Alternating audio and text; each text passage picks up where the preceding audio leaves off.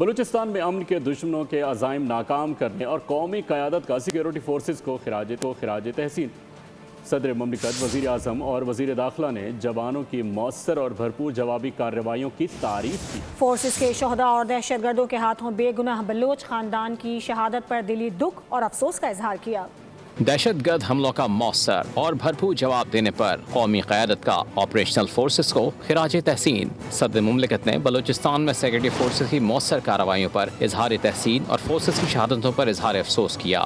وزیر اعظم محمد شہباز شریف کی فتنۃ الہندوستان کی جانب سے بلوچستان کے امن کو نشانہ بنانے کی مذموم کوشش کو بری طرح ناکام بنانے اور دشمن کے ارادوں کو خاک میں ملانے پر سیکورٹی فورسز کے افسران اور نوجوانوں کی پذیرائی۔ اسپیکر قومی اسمبلی سردار ایاز صادق کا دہشت گردوں کو جہنم واصل کرنے پر سیکورٹی فورسز کو خراج تحسین۔ جامع شہادت نوش کرنے والے سیکورٹی فورسز کے جوانوں کو خراج عقیدت پیش کیا۔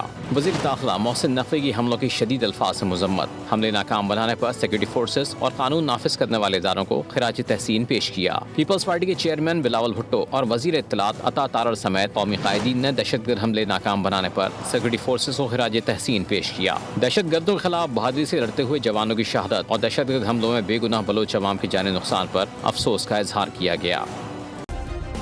سبسکرائب کریں اور بیل دبائیں تاکہ کوئی خبر رہ نہ جائے۔